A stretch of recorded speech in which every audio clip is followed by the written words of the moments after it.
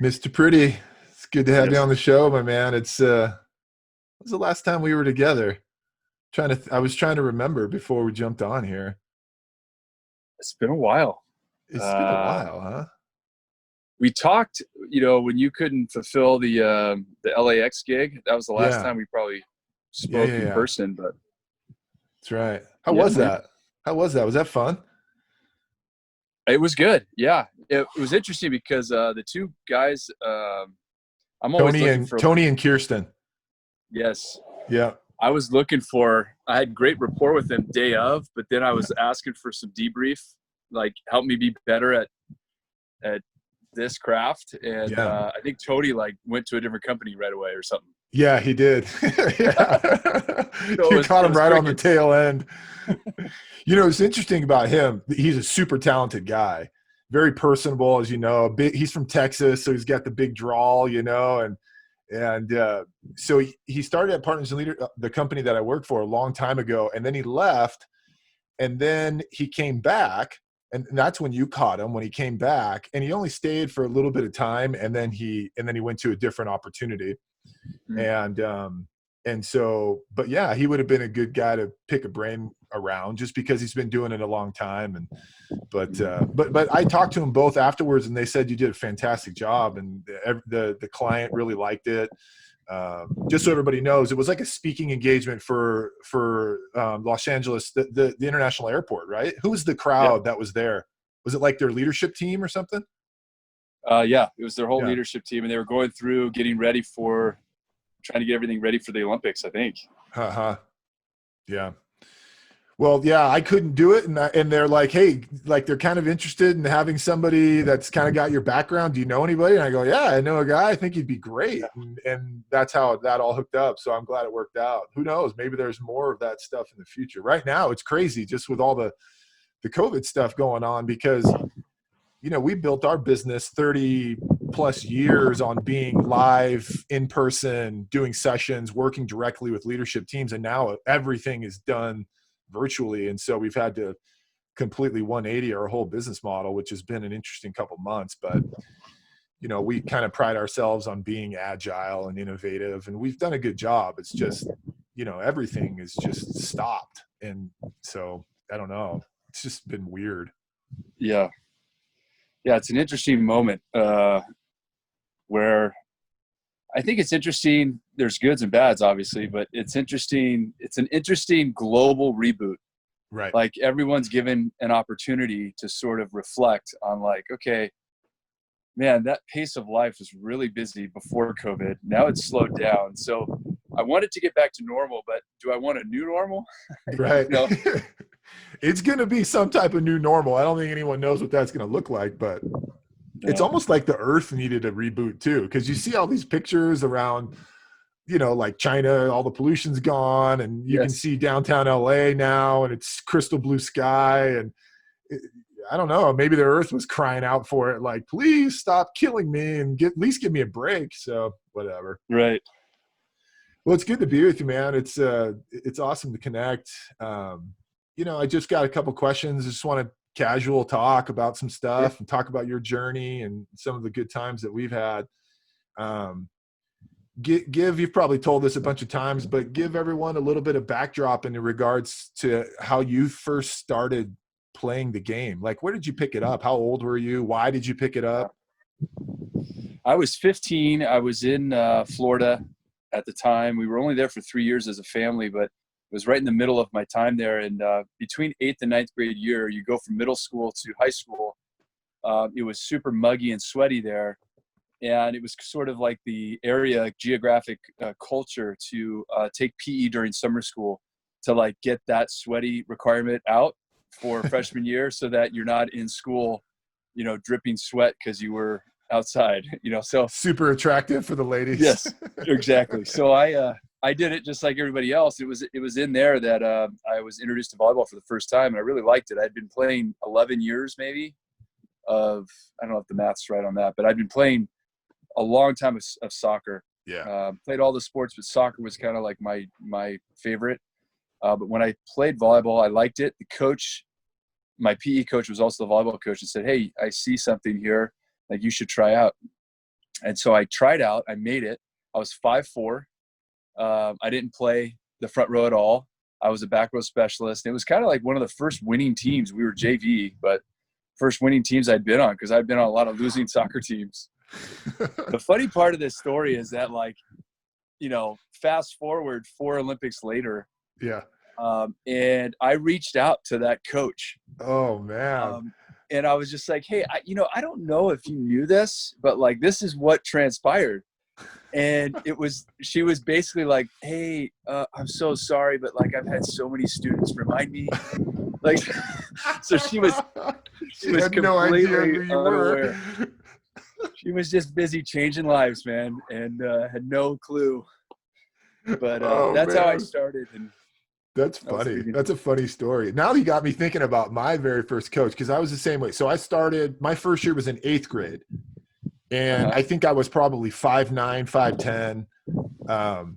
The coach of my junior high that year, because I was the same way, it was my last year of junior high going into high school, he had no idea what he was doing. And I didn't know what I was doing either. I only started playing because I wanted to be a multi-sport athlete. And also my older brother, John, was also playing. And so he kind of thought it would be cool to have me play so he could practice with somebody. But at that time I was much more into basketball. But yeah, that's interesting. I wonder what that coach is doing now, because that would be interesting. I don't think there'd be any way for me to contact him and just say, hey, I don't know if you knew this, but like, this is kind of what happened after that. And you were my first coach. And so, yeah, that's funny. And it's funny that she was like, I'm sorry, I just have had so many students. I just don't know who you are. Yeah, because a lot of coaches love to, like, trade on the fact that you started here. So she was just disinterested. But that's where it started. Awesome, though. I know. She was a purist. But the next year we moved to Phoenix, and we were really nervous about, like, oh shoot, are they going to even have volleyball? And that happened to be the first year that they sanctioned boys volleyball that next year as a state sport. And we just happened to move to the city and go to the high school with the best coach. So I was totally, I mean, that was divine, some doors opening that I had no control over. That was great. But and by that time you were kind of already hooked. You knew you wanted to keep playing. I was hooked. Yeah. I was hooked.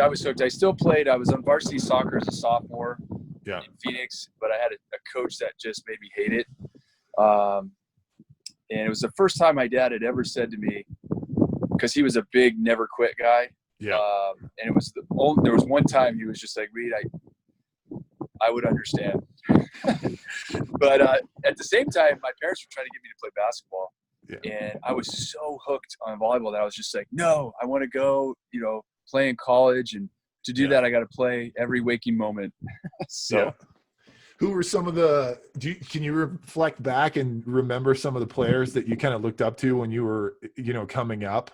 Like, who was on your mind? You're like, man, I'd like to be that guy, or that guy seems like that's who I want to follow. It was funny because at the time, Karch and Kent were dominating. So I was watching a ton of beach volleyball on TV. Yeah. And then once I got into club volleyball, then, the California teams, so the teams that you were on, I remember our big claim to fame my sophomore year was that we beat Team Nike. I think you were on Reebok. That's right. So we were the other team, but Nike was like where George played, and Andy and Navy and Taliaferro and all those guys. Right. Yeah. So those were the big names. I remember being on an elevator with George for the first time and just being like, "Whoa, this is George Romain! Like, this is so cool." Oh man, I remember the first time I saw George. I'll never forget this. So I'm playing for another club. This is my junior sophomore year of high school. I was playing for another club in Huntington, and I go into this. We have a tournament in one of the Cal State schools down there, and I get there. I'm all excited. It's kind of my first big tournament with this team, and I'm this young guy coming up, and I walk into the gym, and Nike's already warming up on the first court that you see when you walk in the gym. And I'm watching, and I'm just kind of noticing, and George is hitting 2 balls, and I walk into the gym and I see this guy and he's just jumping. His like chest is over the net.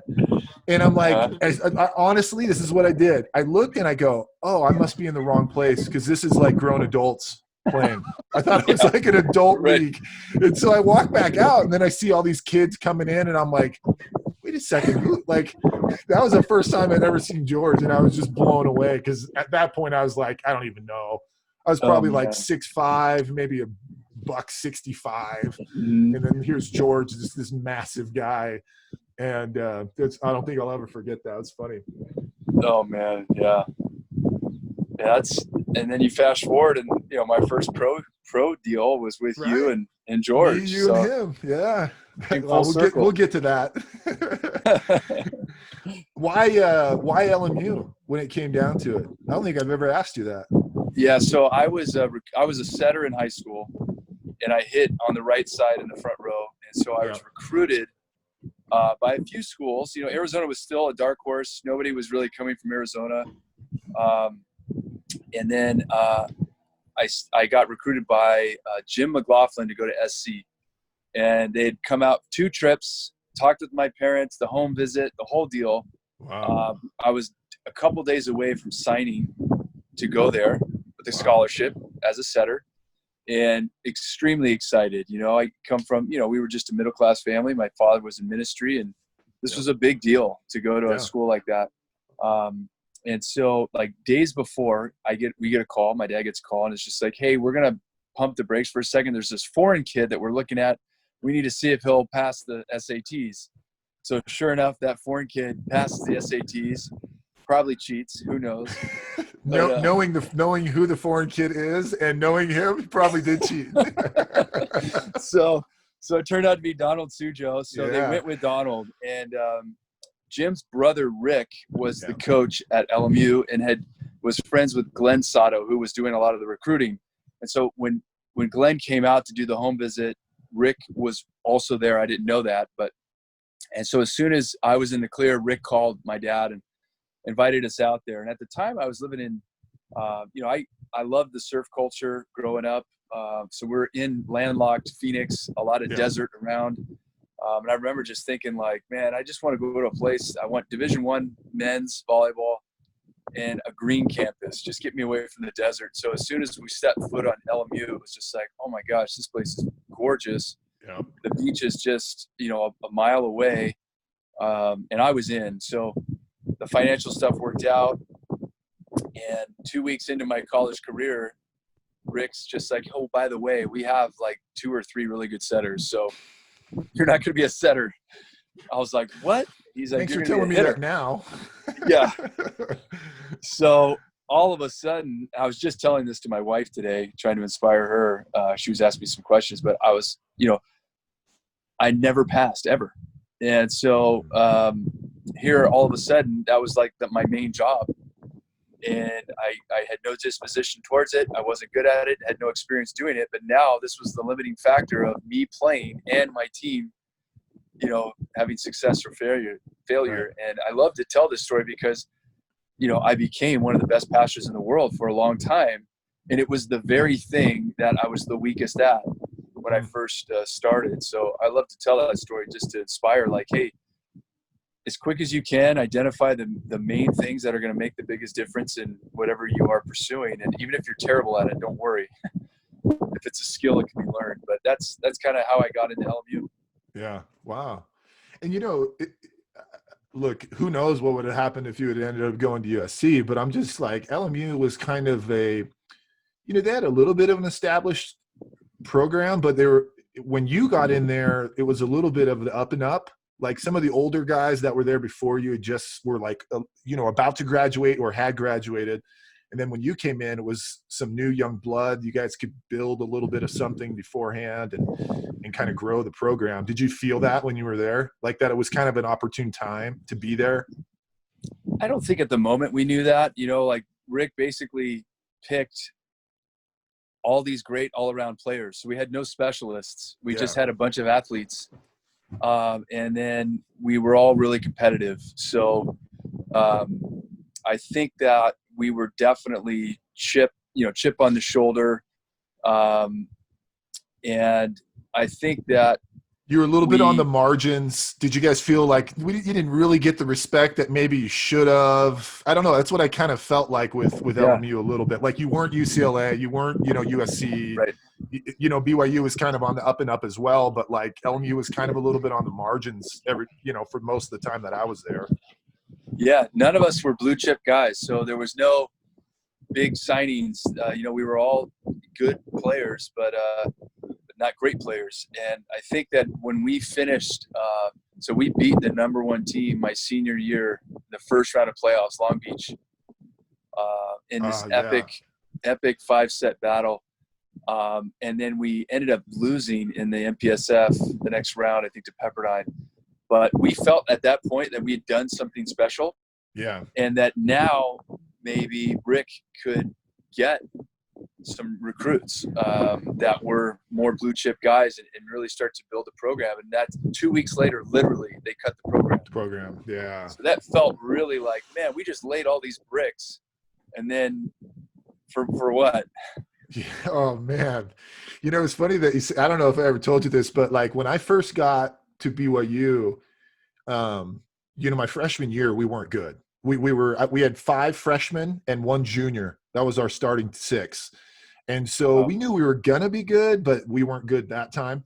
And I remember multiple times, I mean, in my mind, it was like every single day we'd go into practice and Carl would start off practice by going, guys, I got bad news. I mean, we're not going to be around next year. They're going to cut the program. He would tell us that all the time. So I was just like, oh, man. It was just like it was so Carl, right? Just totally awkward how Carl was, very abrasive how he was. But it kind of kept us on our toes. Like, man, if we don't put on a good show here, maybe we will get cut. And then, Smart. We end the year and we're kind of like in the middle of the pack. We're not very good. And then he's like, yeah, I can't tell you guys if we're going to be around next year. Obviously we were. And we actually ended up having a really good year my sophomore year. And it was funny, as we started winning a little bit, he would tell us that less and less. And so I don't know if it was his weird way of motivating us or what, but it was like pretty scary too. So. Yeah. He was a wizard. Oh, man. He was a wizard. So. Yeah, he sure I was. would think that would all be calculated. I'm sure he had some playbook somewhere in his office where he was calculating all of that. It's pretty funny. I'm curious, when did you feel like you were really starting to understand that you were able to do some special things on the court? Gosh, maybe year 7 as a pro. I mean, I remember, I never had a ton of self-confidence in the sense of just like, I always felt like I belonged. Like I always felt like I had I want to be in the game. But I never felt like people were game planning me. You know what I mean? But I think sometimes it just takes other people believing for you. But I was just so competitive. That's what really drove the ship. Is just my desire to win overshadowed how I felt about myself. But I think I was, senior year I had some big performances. Where, those are back in the days where, I mean, you could have 60 kills in a match. Yeah. And so I just interviewed Jordan Thompson. Do you know Jordan Thompson? No. She's like the new young gun on the women's team. She's their new opposite. She's really good. And she actually was playing in college. Then she went and played on the national team, won something, helped, was on the court, leading point scorer when they qualified for Tokyo. And then she went back and finished her senior year again. So she had already been playing pro and then came back and played in college. And on the senior night, they go 5 and she has 50 points.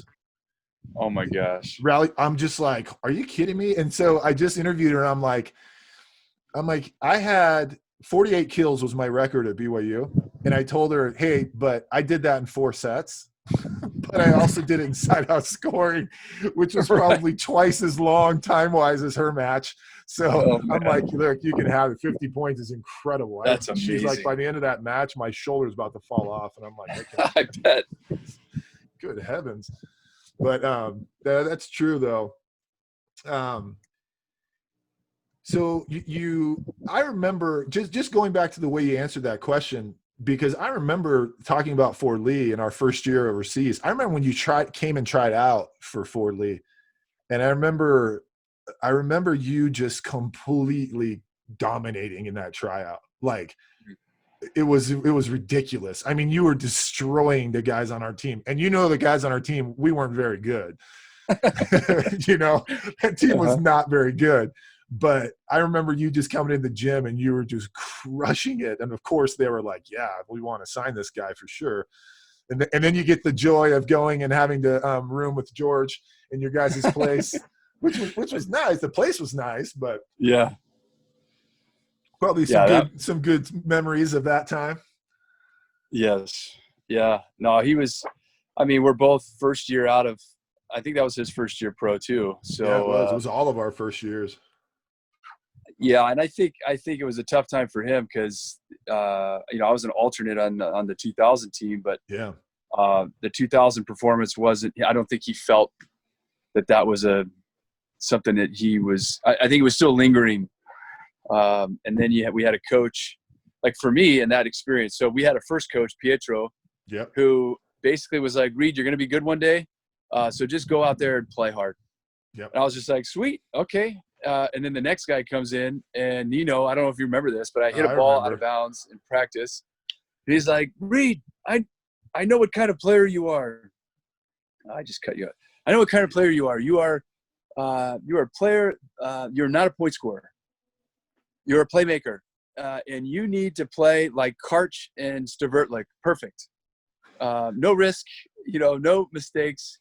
And so, of course, at that age, I was just like, my range just went from like trying to hit where I think I could kill it to like high seam, which was a terrible combo for our team because George was kind of high seam on the other side. Seriously, you're playing against all the best players in the world in that league in Italy that time. I mean, it was everybody that was good was playing in Italy. So, yes. Gosh, I think we won like 3 or 4 matches that whole year, maybe. It was rough. Yes. He was the reason for that. We had a team that had a bunch of young talent that did not need to be stuffed into a self-conscious box, Right. So true. Give me your thoughts just moving from college, trying to get on that 2000 team, going through the next quad into Athens. What do you remember about just your initial time as you got out to the Springs and tried to get on the national team? I think, because I think I had a light invitation to come out my senior year, and I had too much stuff going on at college. So I did, I had something in my mind that was like, I'm going to go to college, I'm going to finish in 4 years, and that's it. Yeah. And I didn't understand the opportunity of being a pro. So I even got called by a couple of agents my senior year, and I was so disinterested. They were like, hey, we could get you, deals in Europe. And I was like, Europe? Why would I go to Europe? Like all I've seen is all I've seen really is the AVP. So as soon as I graduated, I get invited to come out. And that's when I joined you guys. Yeah. And I started to see during that summer of just like, wow, like this level is huge. It's very compelling in terms of being a competitor. Also, they're all talking about making money in investments and buying houses and cars. I was like, this is insane. This is cool. Yeah. And then all of the build up to the Olympics, like every day there was more TV crews, there was more gear, there was more just all this excitement. So that's really what hooked me to where by the time, I don't know if you remember this part, but by the time that all of us were on a bus headed to Denver, we all flew to LA, but that was my last stop, and you guys carried on to Sydney, or maybe you went to San Diego to process and then went to Sydney. Yeah, that's right. Long story short, I'm basically on the bus, but not going to the big dance. And I remember that was really formative for me, where I was just like, look, whatever these guys did to be on the right side of this roster, like I'm in. And so the next time around, I was into it. Obviously, I was super excited about making it to Greece, but I think we still had a lot of issues. I still was sort of operating under you don't know what you don't know confidence. Yeah. And, you know, I think some of the older guys took offense to it. And I've played long enough to see and feel what that feels like as an older guy. But because it happened to me as a young guy where they basically stifled me, you know, I try to do the opposite of just like recognizing like, hey, these guys are a little cocky, they're feeling it. But like, I would rather have that under pressure than somebody that's afraid to do anything because they're disrupting the hierarchy. Right. Yeah, it was definitely a different vibe back then. I got that too, because you know, I graduated from college 1 year before you, so I got a little bit of a head start, which was massive. George and I both. Yeah. And when I first got out there, I totally felt that. Like, but I was the exact same way. Like I use this term a lot. I was blissfully ignorant. Yes. Because if you're ignorant to something, then you're just kind of like blah blah blah blah. You know, I didn't know who I was supposed to be, like, you know, not talking to, or you know, like I couldn't slam a ball on this person because he'd been on the team for 12 years. I'm like, what are you talking about? I'm just gonna come in here and just play, just ball. You know what I mean? Yeah. But I totally get what you're saying, and it was an interesting and kind of weird dynamic back then, where it was much more about. The focus was on the individual, because that 2000 team, we had some really good talent. Yes. I mean, you couldn't argue with who we had on the team, but from a team standpoint, we weren't ready to do what needed to be done. We weren't doing what needed to be done in the gym either, because of what you're saying, all those weird dynamics, and it just didn't create the type of, you know, team structure and culture that you needed to be the best in the world. Because I looked at that 2000 team, and I looked at, like, you know, that 2000 team, Yugoslavia won. And I just, like, you know, and there's Brazil and there's Italy and there's Russia. And I'm just like, we're so far away from what these teams can do to what we can do right now. I was honest, because when I was coming back from Sydney after we just, you know, pooped the bed, I'm like, I don't know what it's going to take to get to that level. It's going to take something dramatic. And of course it ended up being that. It ended up being a lot of things that were dramatically changed around, you know, how we were led, the way we practiced, the way we focused, how we battled. So okay, so you miss out on 2000, but you're pretty early solidified you're kind of a mainstay on the team pretty early in that next quad going into Athens. What's your mindset, just trying to you know, be the best you can be going into Athens? You're now starting to play overseas. You played in Fort Lee in Italy the first year, and then where'd you go? Then you went to Vienna the next year, right? Yes. Yeah, I went to Vienna. I kind of did I kind of chased the money a little bit, you know, and I guess nobody's blaming you for that. You know, but it was kind of, you know, I just didn't have the, you know, it was one of those things where it was Italy. It takes a while for them to really value you, but it's one of the only places where if you're not on the national team, you could actually become a 20-year pro, right? Because of what you do there. Yeah. So it's a very interesting market, but I sort of left that market twice, and you know, versus what you did, which is just kind of stay in that one league. I wonder what my experience would have been like if I would have done that. But I went to Vienna. Did you have a chance to go back the next year for somebody? Do you remember? I think I did, and but I had this team that was wanting to build a team with me, like with me in mind, versus me being a third string player, and they were willing to put up money for it. So, and then it turned out to be the American project. So I got to play with for Hugh with Brandon and all the guys you just mentioned. We had like 8 Americans. Yeah. And then after that, went to Greece, which was an interesting experience. And then after that, came back to Italy. Yeah. But yeah, in that time, my mentality was, I'd experienced a little bit of success in Greece before the Olympics. We won the cup, which was a big deal. And I think that it was such a weird Olympics when you think about like Brazil throwing that match against us. Yep.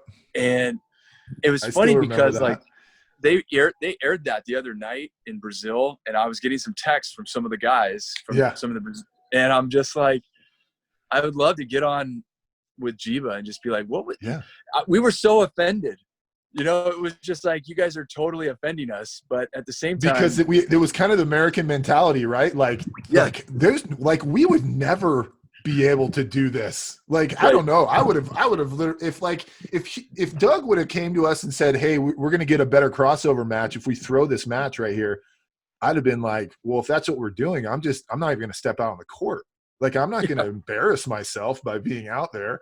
You know what I'm saying? I felt embarrassed for them. And I know that they felt embarrassed too, but because you're right. It would be interesting to get on with like Jiba and Ricardo and Nascimento and Heller and Gustavo and be like, what were you guys thinking when like they come and propose this idea to you? Right. Because here's the thing too, and correct me if you think I'm wrong. Brazil in 2004 was so much better than everybody else. Yes. That there's no way that they were not going to win those Olympics. I mean, what they were doing structurally as a team was so far and away better than anybody that I've ever seen at that point that there's no way that nobody was going to beat them. But I don't know, maybe they didn't see it that way. It's true. That team, if Ricardinho stays in the game, our ability to win in 2008 would have been much, much harder. Yep. Totally agree. It's so funny because as it relates to throwing the game, I'm totally not a superstitious person at all, except for whatever reason. Like if I feel like if I would have thrown a game, that it would somehow come back to bite me. So it's like it's the total opposite of I don't know, but yeah. So those were weird. But then when we beat Greece, that was so surreal. That I think I had the false expectation that we were going to win. Oh. And we just got slammed 3-0, 3-0. Yeah. And I was just totally stunned of just like, wait a second. And that's when I started to really appreciate that, like, I had some entitlement in me and that, like, everybody wants to win just because you get there, just because you have a great game. That doesn't mean, and I think that really set the framework for me. If I missed the roster in 2000, I like to say that sort of set, I was ready to now sacrifice time and space for this goal. And then missing the medal in 2004, I was ready now to invest my whole self. Yeah. And that was right at a time where we had a staff, and a leader that came in and just said, hey, we're going to be masters of our craft. And this is the road. I was all in. So, yeah. Yeah, so I've talked to a number of the guys from 2008, and most of them point to the mission statement meeting as kind of like, I don't know if it's a turning point, but a pivotal, a critical moment in the history of that journey. Do you see that any different? Oh my gosh, I got chills. So I say it all the time. And what's funny is that, like, at the time, we were all like, what are we doing? Crap. This is so stupid. Why are we doing this? So frivolous. Even when we created it was done, I was like, yeah, I mean, that's cool, but like, what's this going to do for us? I remember, to Hugh's credit, I mean, talk about a master, because he had a playbook in the back of his mind too, and he knew what he's doing. Yeah. I mean, granted, he's never won a gold medal, so he didn't know if it was going to fully work, but he was confident that what he had was the right recipe. And I remember just him constantly saying, guys, we're gonna win the Olympics. We're gonna be the best team in the world. And like, you hear that and you're like, yeah, of course, I want to do that. But in the back of your mind, you're like, that's really hard to do. But I remember he would just say that all the time. And I'm like, man, that's pretty ballsy, because you never hear a lot of us say that just openly. No. No. Yeah, no, I think it was huge. And I think the fact that, if you remember the whiteboard moments, before and after every practice, it was sort of like on the upper right corner, some reference to this, like, there was a marker, there was a clear defined thing to rally towards. Yeah. And whether it was Carl or Marv or whoever was going to kick off the practice, there was some mention of, like, this is why we're here.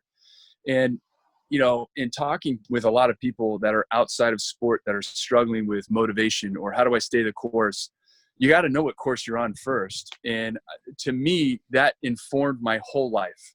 Yeah. That whole process that Hugh took us through. And I would say that even the year before the Olympics, like he had to do it with thick skin, because even the year before the Olympics, I stood up in the locker room and was like, Hugh's the wrong guy. We got to, I don't know if you remember that.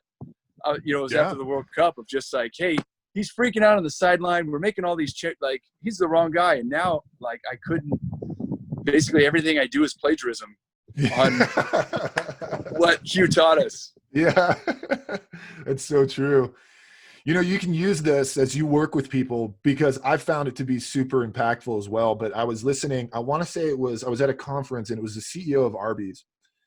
And they were talking about how to inspire people in an organization that has, 80,000 seasonal part-time high school kids as part of their employment staff. It's like, how do you get those people to invest in something?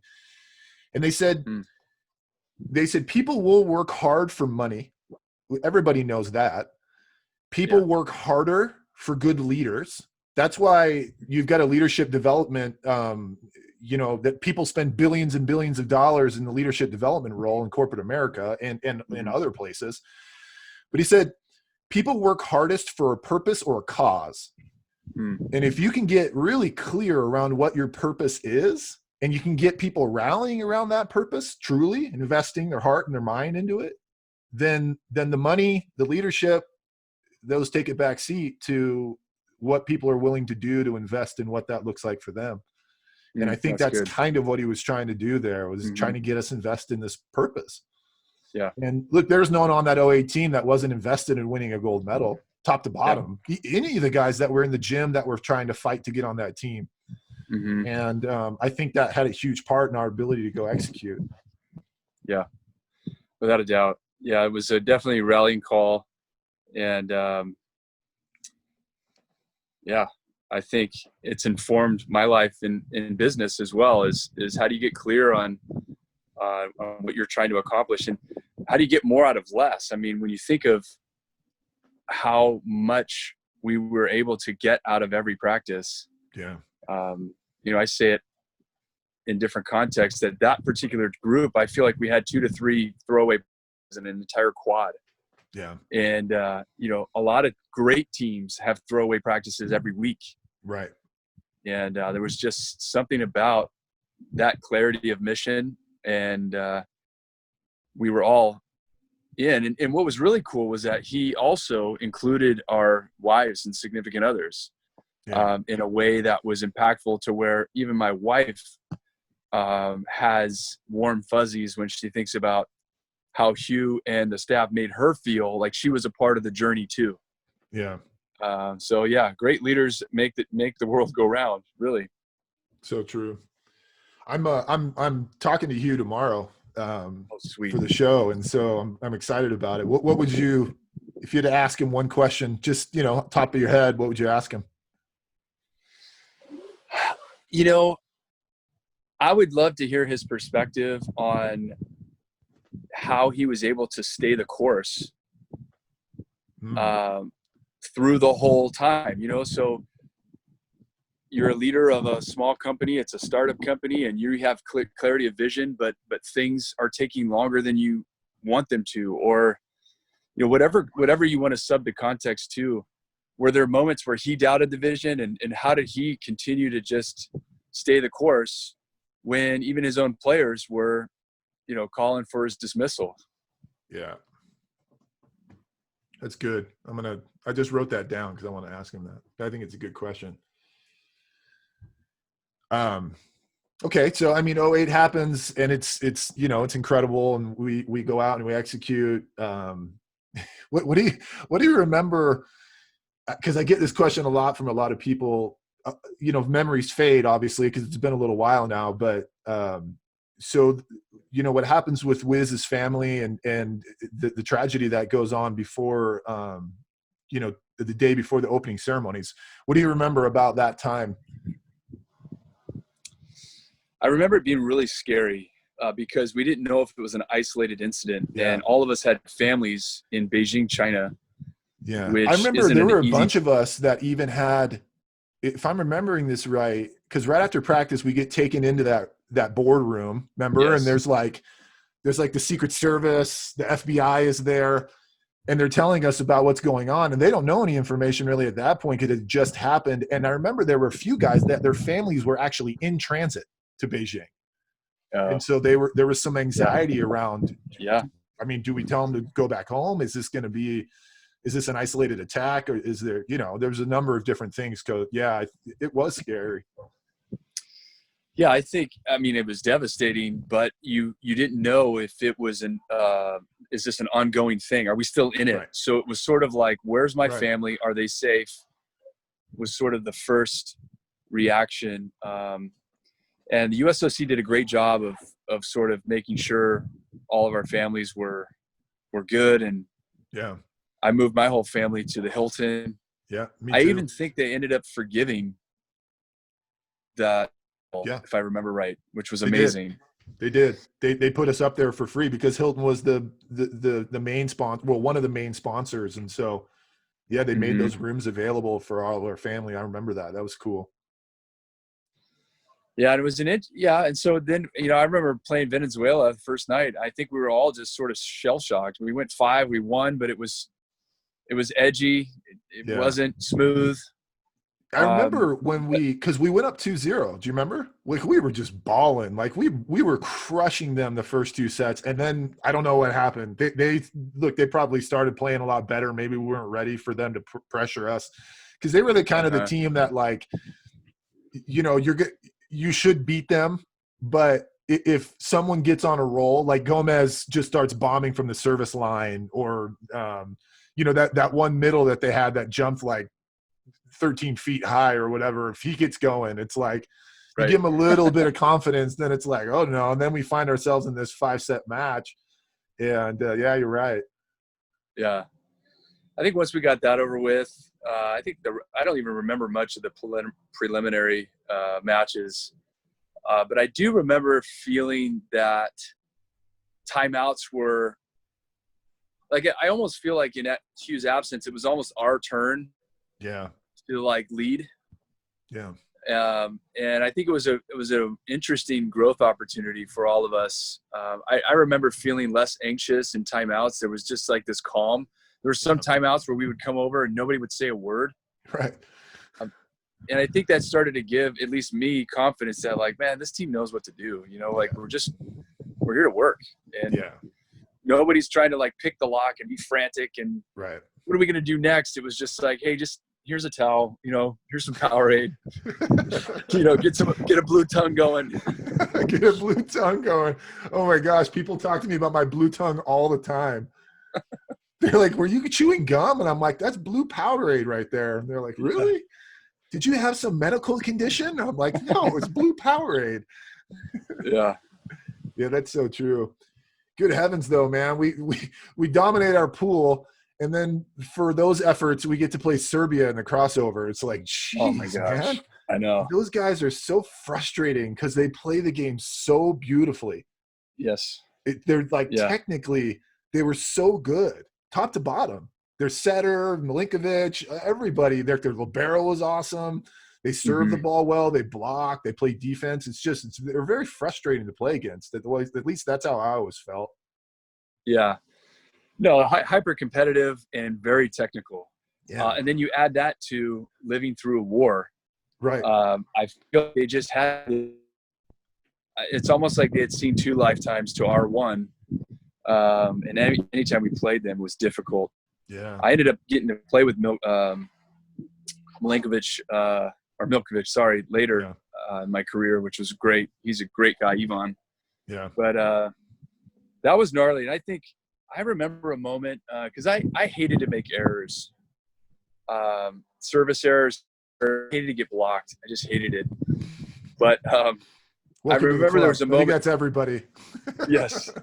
There was a moment for me. Well, I think you always projected like this ability to move forward really quickly. And I always admired that about you. It was almost like it never even hit your psyche, like the previous play. I was almost jealous of that because it was just like, man, you know, like I start to like ruminate sometimes in my mistakes when I was young. But people ask me all the time, remember, they always ask me, what kind of player is Reid? And I go, Reid is a cerebral player. Because like, even when you're on the court, you can constantly be, you can almost look at you and you're like, he's thinking about something like really deep right now. I don't know what that is. I don't know if he's thinking about the last play or whatever it is, but or whether, you know, he's thinking of some strategy he's going to tap into next. But I'm like, maybe I'm not smart enough. Maybe Reid's just like super smart and I'm just like this big dummy. And I'm like, oh, whatever, I hit it out, next play. You know what I mean? Oh, that's so good. I love that. Isn't it funny though, how we, like, it would have been so much more helpful for us to all talk about this at the time, right? I know, seriously. But we're all too young and dumb. We're like, oh, we're supposed to talk about these things? Oh, that makes so much more sense. Maybe we could have helped each other. Yeah, no, I find each game to be kind of like a puzzle, so trying to pick the lock. But I remember that match in particular, there was one swing that was, and it's interesting how like you can go towards the mastery route, but there's still like one play that could be a defining moment. And I don't know when it was, but I just remember taking a swing that I normally don't take. I normally just keep this type of swing in. And I took a little bit of a risk, and it was a big moment. Our team needed something like that. It's kind of like Riley in the gold medal match. I mean, like watching him just do things that he didn't. I mean, like he just rose to the challenge and made stuff out of nothing, which was massive. So that was a big moment for me. But for our team to like, that's the most pressure match. Everybody, like a quarterfinal in the Olympic Games, nothing can touch it. Man, oh, there's nothing that's comparative to. And I've won and I've lost that match. And it's so true too, because you're right. Because there's so much pressure on you, because if you lose that match, it's done. If you win that match, you know you've got some chances moving forward, even whatever happens in the semis. But if you lose that match, you're done. And then if you get a bad matchup, like Serbia wasn't a great matchup for us. I mean, granted we win, but like in 12, you know, you guys got a kind of a bad matchup, unfortunately. Yeah. And if that happens, it's hard, you know? Yeah. Yeah. I do remember winning against Russia. I mean, that was epic. I mean, I think our dialogue between you, me, Riley, and Dave Lee, we were just like, don't close the block. You know, like he's either hitting sharp line or sharp cross. Right. I'm flying all over the place. Ryan, don't close to me. Dave, don't try to close to me. Just block where you think you should block. And finally, the last play, we get him once. Yeah, seriously. Oh my gosh, that freaking guy was all over the place. I tell people all the time, you want to watch a good volleyball match? Go watch the semifinal from Beijing. That's a good volleyball match. Clay in those first two sets, I'd never seen anybody dominate a match, at least the first couple sets, from the service line the way he did. Like they literally could not do anything. He was hitting the ball so hard in so many different places. Like Verbov is like looking over at Alekno like we can't do anything. He's literally hitting the ball too hard. And those are Russians. These are the guys that hit the ball the hardest. And Clay's just crushing them up. And I'm just at the net. I'm like, he's going to hit another one. Ace. I'm like, I kind of feel like he's going to get another one. It's like ace. And I was like, oh my gosh, this is crazy. Right. Yeah, I remember though, you and I had we won that match. We go back to, you know, it's always a process getting back to the village, but I still remember us walking down the whatever pathway and just like looking at each other like, what just happened? What's going on right now? We're going to go play for a gold medal. Like this is crazy. Gosh, those were such great moments where there was no expectation. It was just like pure excitement. And it was just kind of like, all right, I'm going to need like 10 ambience tonight to come down for this. Kids, if you're watching this, I never took 10. It was only one. We got some good ambient story, I think. That was a needed medication back then. Okay, so this is so funny. I just got a text right now from Fiapo, who was the Aaron Brock of the Brazilian team. Yeah. Referencing Athens. So is this live? This? Are we live right now? No, Yeah. this is going to be recorded. Oh, so he's just sensing that we're talking about Athens. We put vibes out there and it reached all the way to Brazil. Oh, that's funny. What did he say? I'm curious. He's saying, let's see here, 12 years after Athens. It just has us. He's got a screenshot. I don't know if I can share my screen. He's got a screenshot of they must be airing it again or something. But it's funny because you brought, I was going to say this when you were talking about it, but so Heller and I are connected. So he and I played in Trento together. He and I and Nascimento all played together. And he posted something on Facebook and I wrote him back. Cause it was about them showing the gold medal match from Athens and how proud they were and what they went through as a team and all that stuff. And then I wrote him and I said, just remember the only team to beat you in those Olympics. And I gave him like a big wink. Right. Yeah. And That's it was great. funny because he didn't reply back to me because he was too embarrassed. The black eye. It's a black eye. Seriously. Oh, they ended up doing that several times. Yeah, I remember. Yeah. I don't know if that's a Bernardino thing, which I'm assuming it is. I'm assuming it has to be a Bernardino thing. I think, I've gotten to know him a little bit. He came out. It was awesome. I got to play for Jose Loyola and Ricardo, the Brazilian beach player. And he came out to one of our practices and we got to talk. I think what it was he was so competitive. Yeah. And probably felt like, I think a lot of it had to do with the FIVB. Oh. Just like Big Brother of like, man, we're the team that's dominating. And yet we always get we want to at least feel like we have total control, total autonomy over what's going to happen next. So here you've been formulating this matchup. We're going to give you something different. Total guess.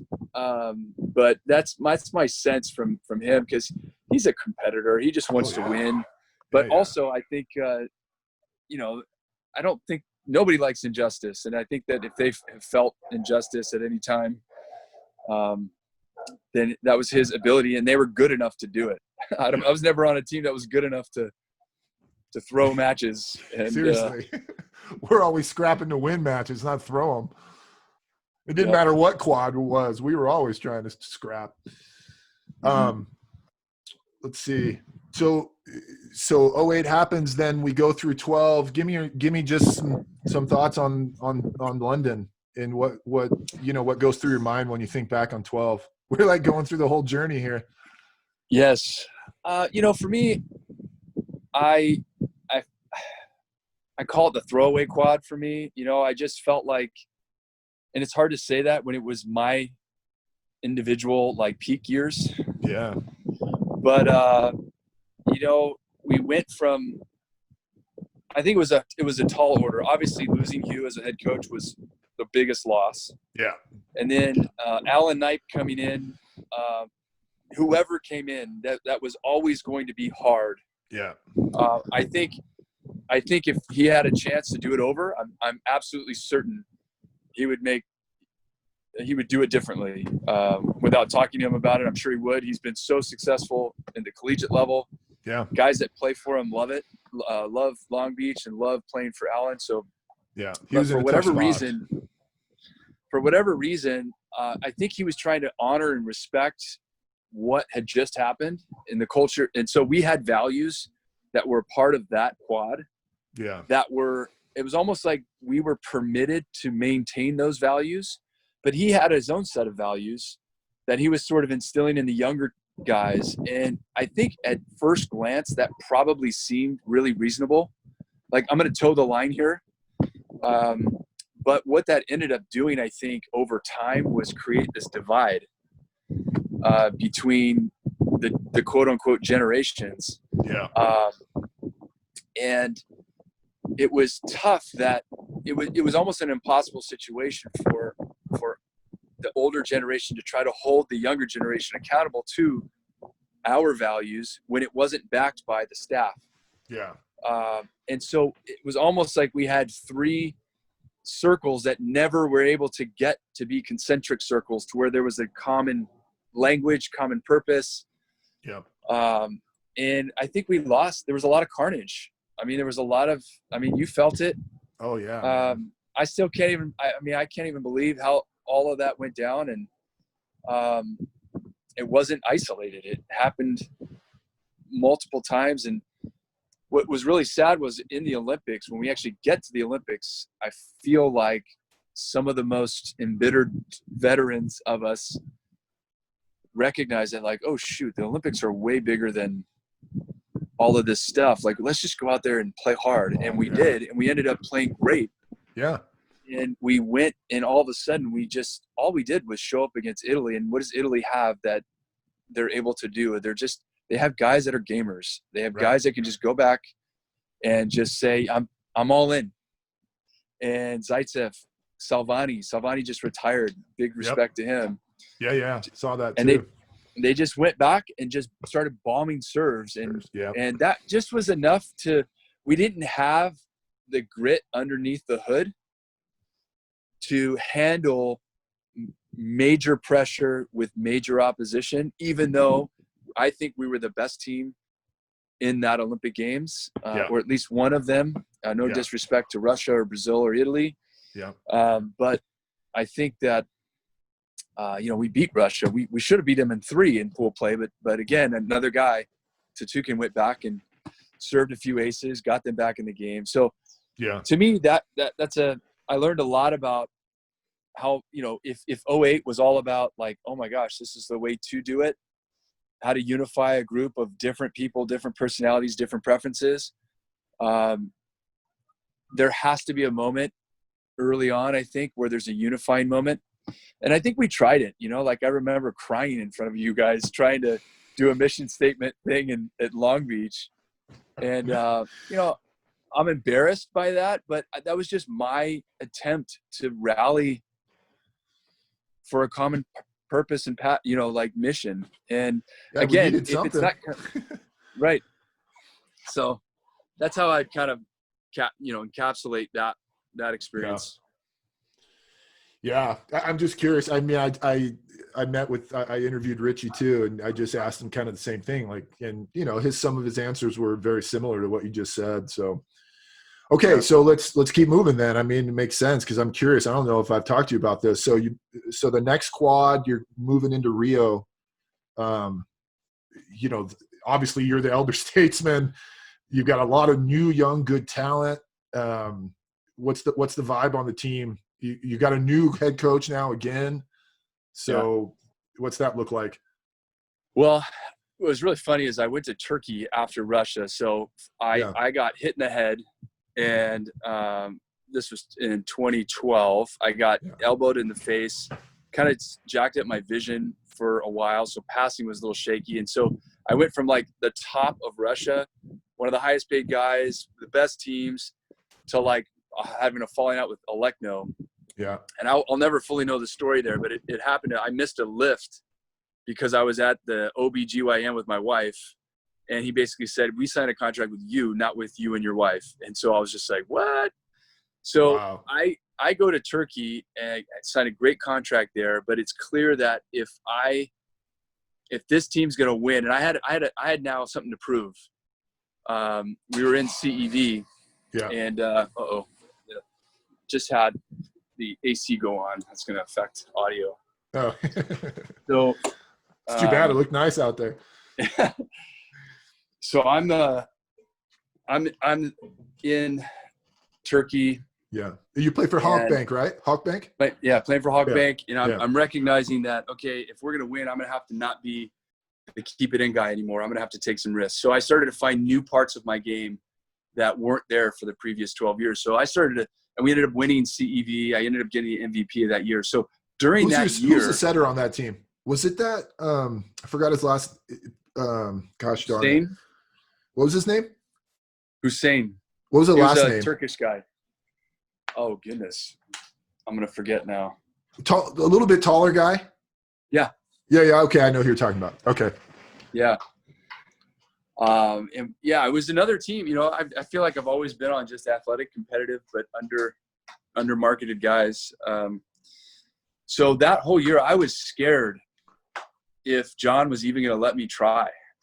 So I wanted to keep playing, and I didn't know if Spra was. So I had a call with Spra, and I remember being in the airport in Turkey, and I was nervous to take the call because I was like, man, what is he going to say? Like, is he going to tell me, like, Reid, so thankful for all that you've contributed. Like, good luck. Yeah. But thankfully, he didn't say that. So I already knew that he had a preference towards potential over like proven. You know, it was just like, what could this guy do? What could, you know? But he was just like, oh, I'm so stoked to hear that you want to keep playing. Like, that's great. Like, we'd love to have you. So I have the first season with him in 2013. I take most of the season off, but then we have a great finish at the season, and I'm kind of back in my spot. Micah's a playmaker, playing fast. So entering into 2014, I felt like, okay, my role on this team is going to be no longer is my contribution is going to be potentially on the stat sheet, but I can be the glue. You know, there's a lot of these guys that are really good, but let me be the experienced guy. Yep. And then I blow out my ACL. Yep. And so all of a sudden now it's just like, oh shoot, like, what happens now? So I end up getting double knee surgery. It's like a 2-year comeback.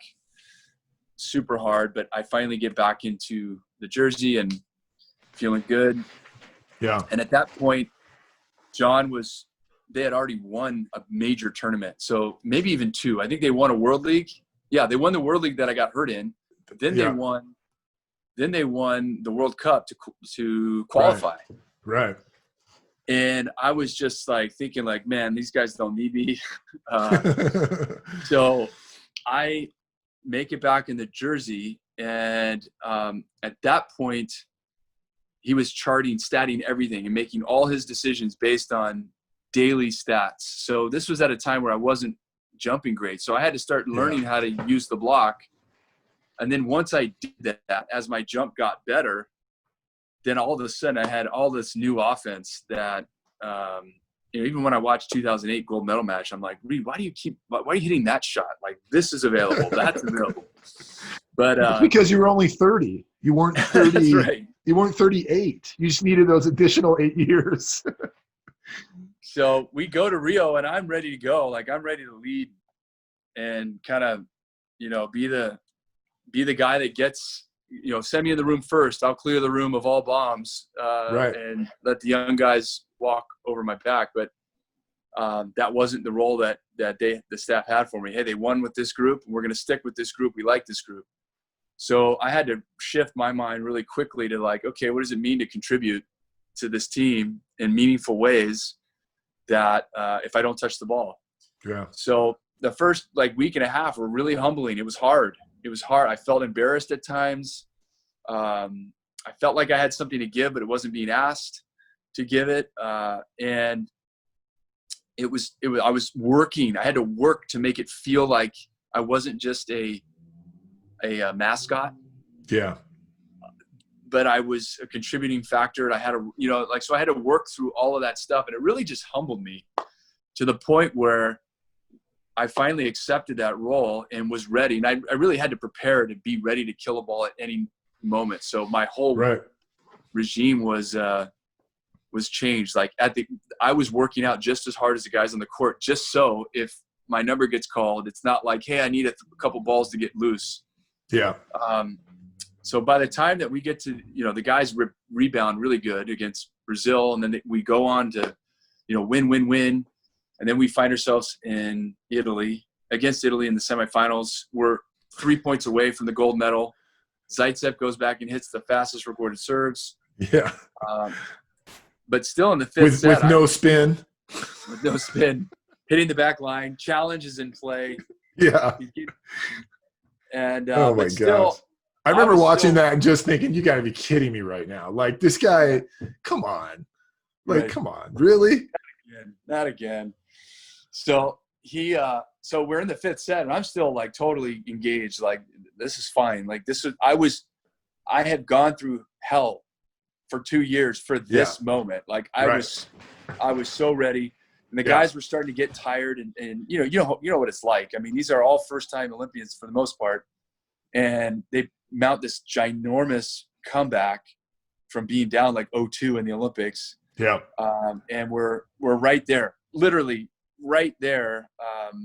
But fatigue is starting to kick in, and when we lose and I don't get a chance to play, then I was feeling really, really down, really a lot of emotion of anger, just resentment. And I did not want to, up to that point, I'd bought in wholeheartedly to the team. And it was just like, I don't want to finish this way, but I can't lie I can't lie to myself. I'm feeling these feelings. Like, what do I do with them? Yeah. So the next day I was just kind of like journaling and trying to figure out like, where do I, was this a waste? Did I miss something here? Did I do the wrong thing? Did I put all the sacrifice into this, but not have a chance to display what I have to offer? All these different things. And it was in that moment, it was almost like a transition of the pen where I just felt gratitude and started to recognize all the good that had come out of it. And that actually I was a better player, even though I was physically hampered. I was by far a better player. Like 2016 Reid was the best of all of them.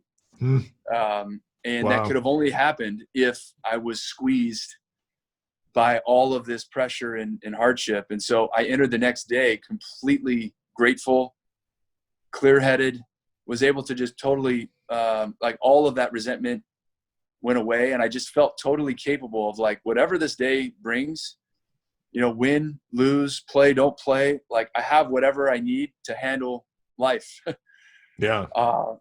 And so it was in that space that I actually got a chance to play and was able to play to the best of my ability that match. Yeah.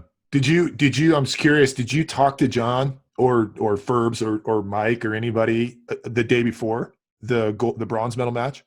No. Like you didn't go up to him and say, hey, I want you guys to know, I mean, I'm ready to go if you need me. There was nothing like that. It was just kind of like whatever's going to happen happens. Yeah. Okay.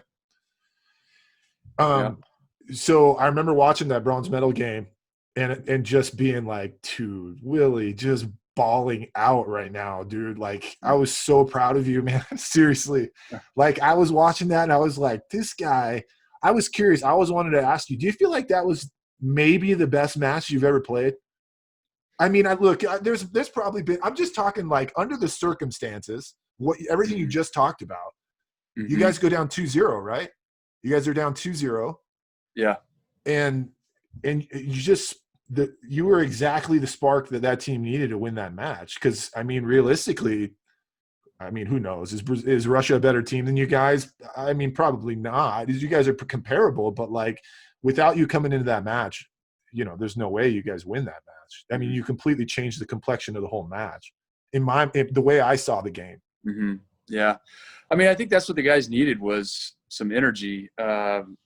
And I just kept yelling. I mean, I certainly played to the best of my ability at that time, but I mean, it wasn't my best passing moment. It wasn't like I was just grateful. And what I realized is that when you have a sense of gratitude, you're present, you're more present. And as you know, being clutch simply means being able to hyper focus under pressure. You're able to just operate to the fullness of your ability.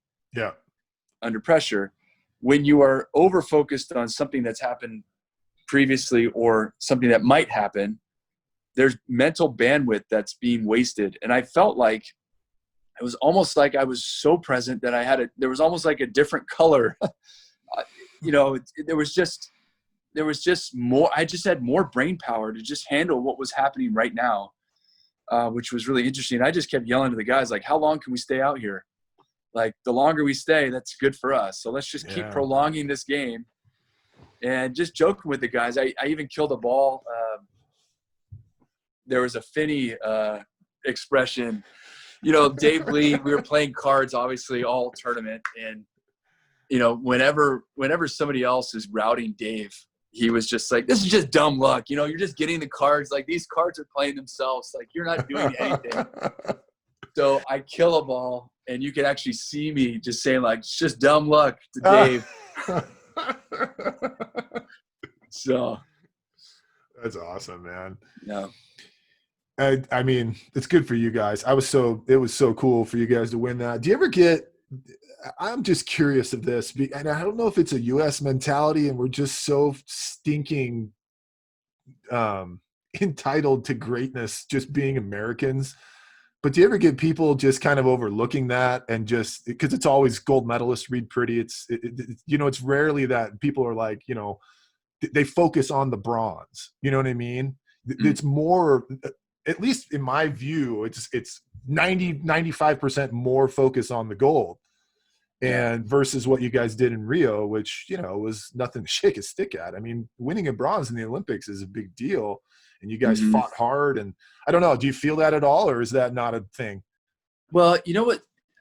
I get what you're saying, and I think I think you're right. But in my particular instance, it was really fascinating because, my whole life, we've grown up as a professional, I should say. In our professional life, we've lived in social media age.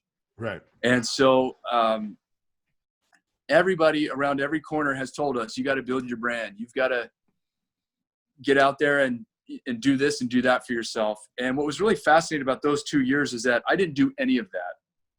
I put my head down and worked, and I wasn't projecting a storyline. I wasn't, there wasn't road to Tokyo, road to Rio. There was nothing.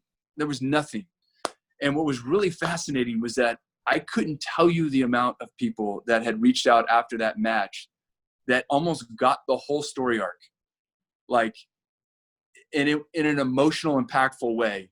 Reid, I was in tears as I was watching you play, and it was so meaningful to me because it was like, when you try to narrate your own life, you're never going to do as good as like your actions, or in my instance, I think God was telling a story. He was, telling a great story that that can provide a lot of inspiration to a lot of people, right? Yeah. And yeah. So that's what was the most special to me about that moment, was that without me saying a word, people probably understood that, like, man, this might be hard for Reid to be on the bench right now. We haven't seen this a lot. Like, I wonder what he's thinking. I wonder what he's going through. And I never commented on any of that. And I just was bawling after the match. And I think they were bawling too. And it was just a really cool and really neat thing to share with so many, like thousands of people that I would never have expected to share that moment with. Oh, that's a great way of looking at it. Yeah, that's so cool. When did you know, was there a time when you knew that you wanted to make the move over to the beach? And was it even while you were still playing indoors? I mean, where there's always in the back of your mind, you always kind of knew, I have a lot of love for the game, so there's going to be a time when I'm going to make that transition. Yeah, that was always in the back of my mind. And after every Olympics, I would investigate it. So after 2004, I had some pretty long, serious talks with Mike Lambert. Yep. After 2008, I had talks with. I played a bunch of tournaments in 2009. I played with Ferbs. Yep.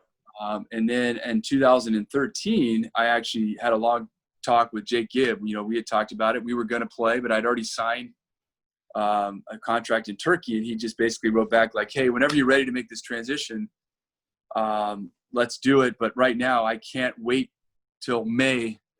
Yeah. We'd lose points." So it was in Italy in 2016 where I was playing in my last year, where Lindsay was back.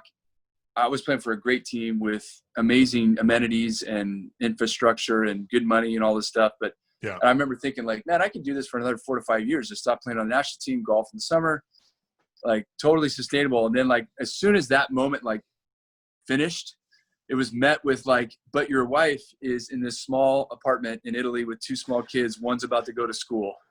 And I was like, all right, it's time. So 4 or 5 more years wasn't in the playbook. Yeah. So already, even that whole summer, I knew I was going to make the transition, and even started working on the plan. Like I made sure that the first time I started working on a plan was on the plane from Rio back to LA. Oh, wow. Yeah. So I made sure it wasn't on my mind until it was over. Yeah. So, what's been the most rewarding part of the transition to the beach? You know, it's and just going through the kind of this next quad, right? Which, you know, you did try to get yourself out there and promote the journey of, you know, moving from indoor to the beach. Here's what it looks like. Here's what I'm going through. What's been the most rewarding part of just the last, you know, once you got back from that flight from Rio to LA and going through those next 4 years to where we are today, what do you look back as being the most rewarding part? I think the most rewarding part was trying to replicate what Hugh did. So becoming a leader, I would say. And so I've had to, you know, all of that stuff that you saw was, well, it was natural for me, first of all, to put a target. You know, that was just, I've become used to having four-year goal increments. Right. Putting something out there that says, here's my target, you know, so everybody else read it as like presumptuous, when for me it was just my mission. I'm not saying I'm gonna get it, right, but I'm not in this just to play one more tournament. I'm in this, you know, do I have I want to know if I have what it takes to go the distance. So but then everything else was sort of part of entrepreneurship, of trying to figure out, beach volleyball will not support my family in the long term, so can I figure out how to build something in parallel?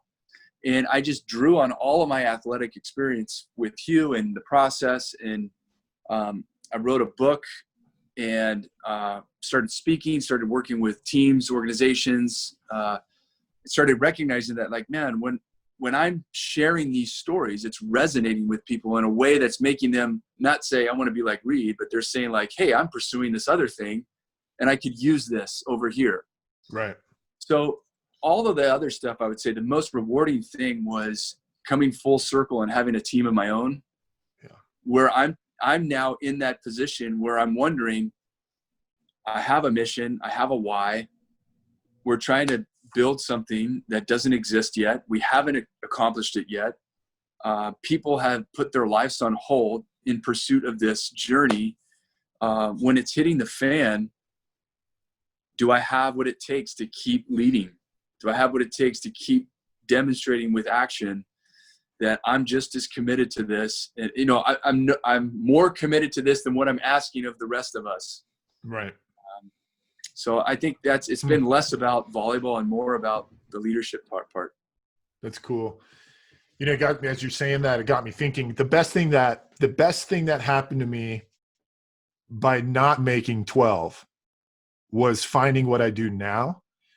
And, you know, who knows, maybe I go to London and I don't find this. And so, you know, being able to tell a story that's very different than anyone else that does what I do, even in our firm or other consulting firms that we work with quite often, it's very few people have my story. I mean, like, nobody has my story. And so my ability to translate that story into something that promotes a change in mindset in somebody in a business, you know, who's maybe now they're put into a leadership role and maybe they're their new leader. They're leading a new team and they need to know how to do that more effectively. And they hear something from me that changes their mindset around their way of leading or their way of working with their coworkers or whatever it ends up, what I'm talking about.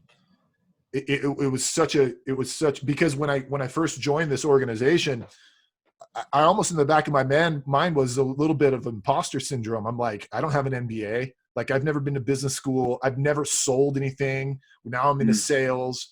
I've never facilitated anything. Now I'm in front of groups of over thousands of people and I've got to be up on stage facilitating these dialogues. And I'm just thinking to myself, man, like, but luckily enough for me, the founders of our company saw what was different about my story versus the typical person that they would typically hire onto a role. And it ended up being something that ended up being really good for myself, for my family, everything. My way of life changed everything. And so that was, as I think back on 12, it was a horrible experience. I mean, I hated all of it, but Mm-hmm. it was an important stepping stone in the journey of where I am now. And that's kind of the lesson that I think I needed to learn. So, That's good.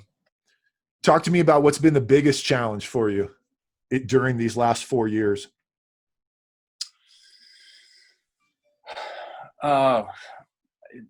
Probably the same answer. I would probably say, just leadership, like self-leadership. It's easy to, when I think about our days as a pro, what decisions did we ever make? Right. We were, it was my job was to show up on time, right, be a good teammate, and try to be the best I could. Right. And it's so funny how much breath. But you didn't have to practice plan. You didn't No. have to video, and now you didn't have to, cut down video. You didn't have to put together our workout schedules. You know what I mean? Yeah. Now I'm doing all of that, plus founder of a startup company, raising money, building projects, trying to create a member base, trying to figure out like, what are we offering and who are we offering it to? And so, to be honest, if you pulled back the curtain of my last 4 years, I've been like 10% athlete, 90% entrepreneur. And Wow. by God's grace, I've been able to still compete. But it's come at a great cost. But I think that's why do you get into entrepreneurship? You put about 20 years of work into 4 or 5 years. So right. the hopeful outcome is that it's going to create a new world for me and my family, and what it is that we're creating. But, it's not for the faint of heart. If you want to just be somebody who shows up on time, works hard and leaves, then you go get a great job. Right. It's so true. High risk can be high reward, but there's also high risk. And so you got to weigh, what it's going to look like for you. So let's talk about a little bit about that then. What does the path forward look like for you? Like talk a little bit about your venture, talk about Insan, talk about the business, talk about what you want to get out of what you're trying to put in right now. Mm-hmm. Oh, great question. So Insan is a new fitness company. And what happened in my transition were several key things. Number one, I was very intent on trying to figure out why volleyball wasn't working commercially. So I spent thousands of hours over years trying to think about that question. So I'm cerebral, as you mentioned earlier. What am I thinking about? Not surprising to me at all. Yes. So I'm trying to pick the lock on this doesn't make sense. Everywhere you look in volleyball, it's subsidized by something. So, something is paying for it to exist. It's either a sponsorship model, or it's being paid for by football, or whatever. And then you might argue with me, oh no, Reid, look at Nebraska. They're a self-sustaining program. Look at Hawaii. And I would say, if you gave me $90 million over 40 years, I think I would figure out how to be sustainable too. Yeah. Their budgets are like $5 million a year or whatever it is. And they've been getting that over all of this time. Like volleyball absolutely is a great sell, but they've been given a long runway for that. So that was one of the questions I was seeking to answer. So I started to devour books. I'm talking 2 to 3 books a week. I would listen to them on Audible as I drove to practice. I put it on 2X. Yep. And I was just addicted to leveling up. I feel like I got my MBA in my front seat of my car. And a few books were very pivotal to me. One was 0 to 1. Yeah. Peter Thiel. And the other one was Start with Why, Simon Sinek. So Peter Thiel, there's a statement he says that he says, don't iterate, build something new. What valuable company is nobody building? And so I as I was trying to pick that lock, I was also inspired to discover something new, not to iterate, not to just start a new juniors club and say, hey, come to Reid's club because I'm better than the other ones. My pedigree is bigger. Right. I didn't want to compete. That's not in my nature to compete with, it's very, very weird. I'm super competitive, but I also don't want to compete in areas I don't have to. I'd much rather be a great teammate than be your enemy, Right. Right. Although I want us to go beat somebody. And so I've always viewed other Americans as our teammates. So that was happening. Number three, I'd go down to the pier here in Huntington Beach, and there was 50 people trying to do the same thing independently of one another. It just made no sense to me. There was no sense of like, how do we actually get the most out of our time out here? Right. Is it possible that if we did this together, we would actually get better faster, and it would actually benefit all of us? Right. And then the last component was that my body changed. So I went from 195 lifting 4 or 5 days a week, like full max tilt, to not being able to gain another ounce of body fat, to lifting less, and I gained 5 pounds of lean muscle mass just by moving on the sand. Huh. And then I was totally off of ibuprofen. So After all of how those many things years? combined, after 7 years of like 2,400 milligrams of ibuprofen every day. So long story short, once I landed on my why, it took like 3 months to articulate my why. And I recognized that, like, man, I'm inspired to push the boundaries, to do, I'm inspired to build that company that nobody's thinking about. I'm inspired to charter new territory, but I'm not a trailblazer by myself. I need a team. Like, I want to do it with other people. Yeah. And that's when I started to recognize this gap of all of the lifestyle that we had as pros, was amazing. But why does it have to be limited to, like, the benefit that we received in sport? Think about all of the character building moments that we had through sport. Yeah. Along with all of the physical benefits, the physical and health benefits. Yeah. Neither of those things need sport acumen. Just participation, just a part of that environment. It was like, the better you were, it didn't mean that you got more out of those two things. Right. And so I just basically started to see something developing, an opportunity where it was like, man, instead of trying to build something in volleyball that is entertainment based, because that was the direction I was going, why do I want to get people to come watch something? Like, volleyball's benefit is in participating. But I get that not everybody wants to be a volleyball player. But what about the game could attract a larger audience of people? And is it possible for us to put it on this sand surface because it's the best training surface?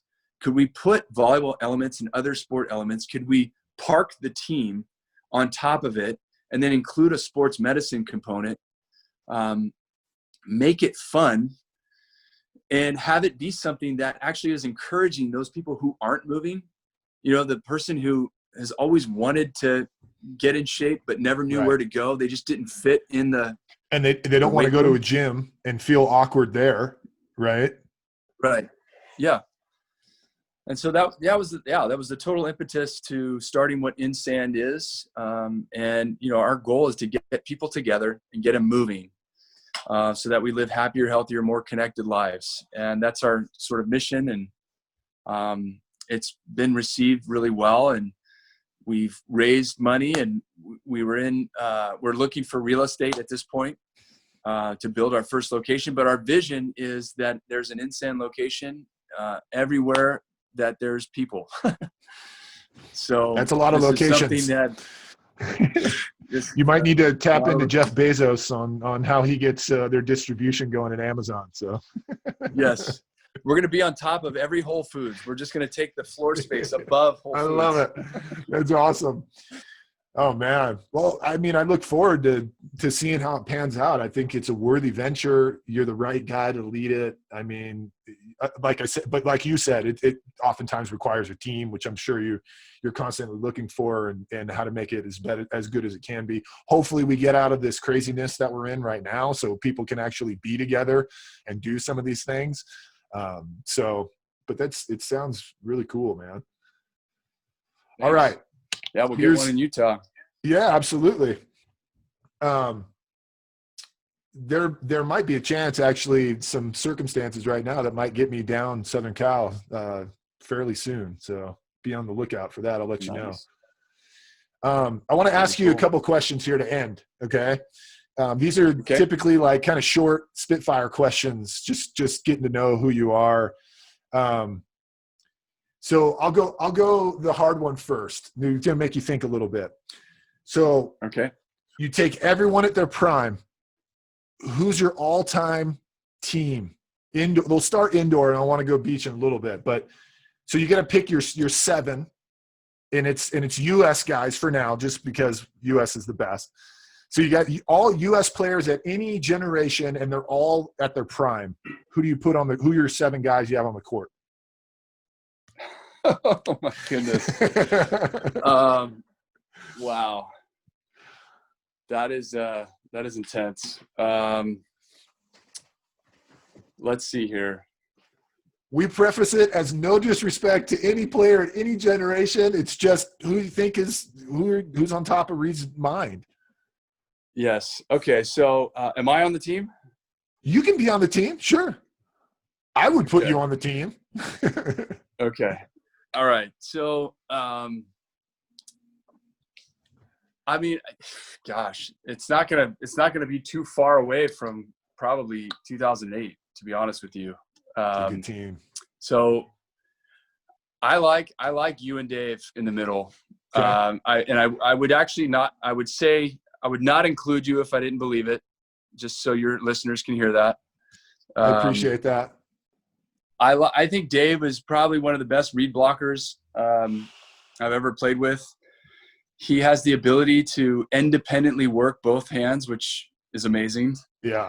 And I think you're the most athletic middle that I've ever played with. So the ability to always be available, I think is huge. And I really thought your mentality of like literally not letting bad moments hurt was a real asset. Who's on the outside? I'd probably put Matt Anderson out on the there. Outside. Wow. Yeah. Yeah. Yeah. I'd put Matt on the outside. You know, you see him play like on the national team right now, he has to be the go-to guy. But when he played in Kazan, I think he's a great passer. Yeah. Great high ball hitter. Good, blocking might be one of his worst things out of all his skills. Can serve for points. Yep. So I'd put him out there. Okay. Let's see. And then, I mean, I'm putting myself in the game. If you're not betting on yourself, then, Karch obviously would be on the team as well, actually. He'd be on the short list. Yes. Once I just remembered that it's generational. Yeah. I might play Karch over myself. So I asked Karch the same question. He was my first guest, and I asked him the same thing. Yeah. Cool. Yeah. I'd love to know his answer, but yeah. Let's see. Oppo? Who do you got, Oppo? I think Clay. I mean, Steve Timmons was pretty epic, but it was it was an era before me, so it's hard for me to fully appreciate what he brought to the table. But he was obviously innovative. Yeah, could hit quicks, could hit back ones. So I think it would be between Clay and Steve. Yeah, I think at the end of the day, Clay's ability to serve, is it's just unmatched. So that's where I'd go with that. So who you got setting, and who do you have at libero spot? Oh, let's see. Setting. So Micah, it would be between, what comes to mind right away would be between Micah and Loy. Yeah. And so different. Those two very guys. Different in almost every aspect. Yeah. I think what they're similar at is their risk taking, like the pushing the envelope. Yeah. I think, it was no secret. Loy and I were always kind of like oil and water. So, I think that if I'm looking for, obviously Clay and Loy were huge. Yeah. Together. I think Clay with Matt would be pretty. I think that connection would be pretty good as well. I don't think you could go wrong with either of those choices. You know, if totally I'm playing on the team, yeah, I think either of those guys could do it. And then Libero, let's see here. Libero's well, gosh, I mean, like Eric Sato seemed to like, that seemed to be like made for him, kind of. Okay, maybe this is what I'd do. Maybe I would put Karch at Libero. Yeah, I like that too. Get me back in the lineup. There you go. Let Karch just. I mean, like his competitive drive was amazing. So I like that. That's a good team. I like Sato too. He seemed to be a guy that, or Misty. Can I put girls in there too? Misty. She'd be scrapping around everywhere. She'd be totally all for it too. That's crazy. Yeah, that's a good question though. It's a hard one though, because there's so many good U.S. players from around. It's just so many. Okay, let's see here. If you never got into volleyball, what would you be doing right now? Well, I think that I would have probably landed in. I think my skill set is most suited to be a producer of some sort.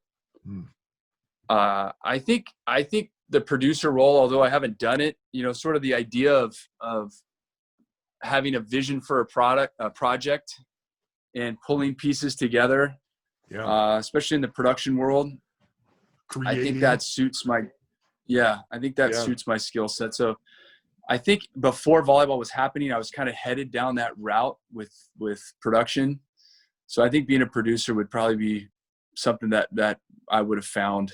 I'm not much of a salesman, but you'd be the next Ryan Seacrest. You'd be just pumping out all these Bravo shows. Yeah, that guy. I think he's a bot. I think secretly I think so too. He has so much money that he's found some way to clone him because he does so many things. It's like, how is there only one of him? I wonder what his day looks like. I bet it's just crazy. Right. Crazy. It is, yeah. Okay. Dream vacation. Where are you going?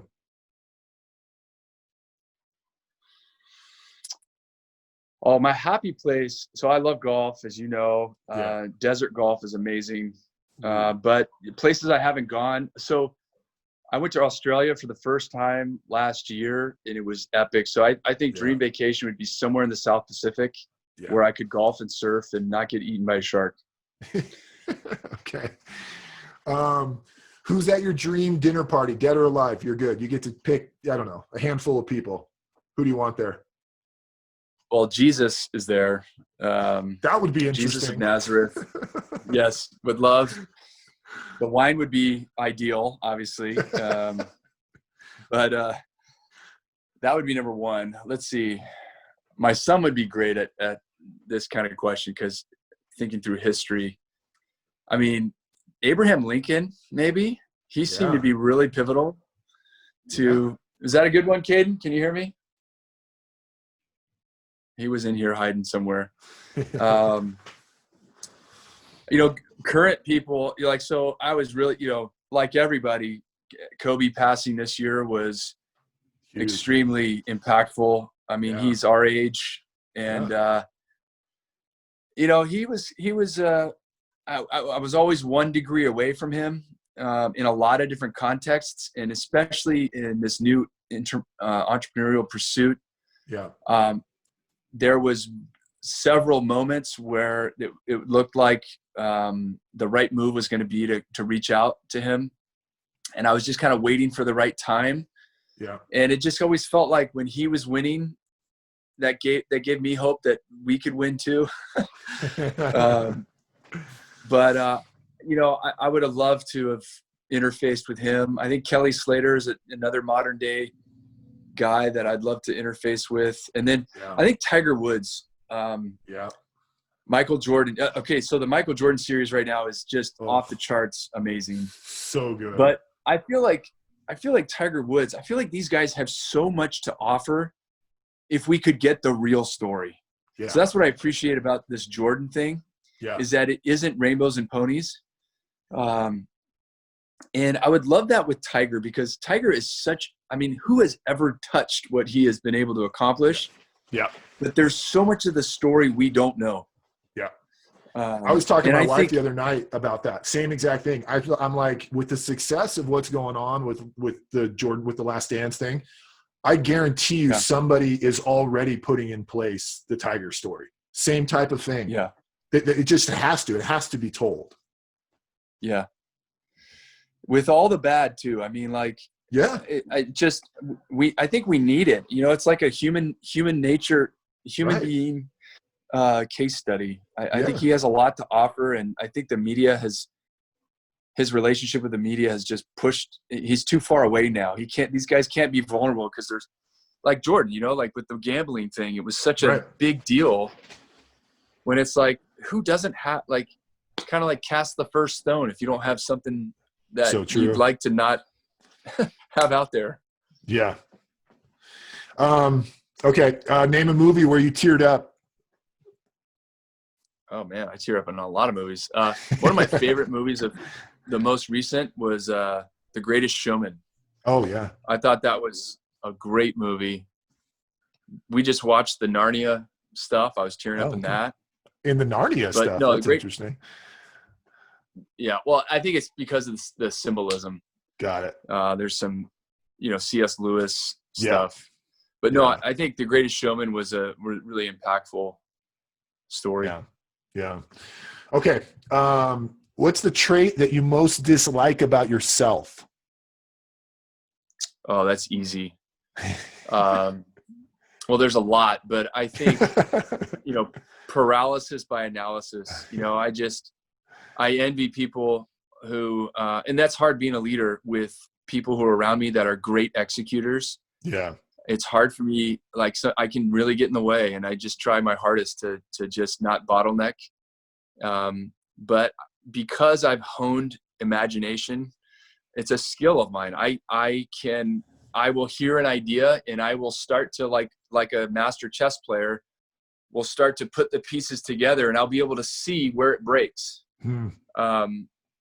And so, but there's times where, now that I've been in business now for several years, I recognize that even launching something that's going to break is still going to give you valuable data to keep building on. You will never reach something perfect. So I'm trying my best to, if I could be more of an executor and less of an analyzer, I think I could move faster.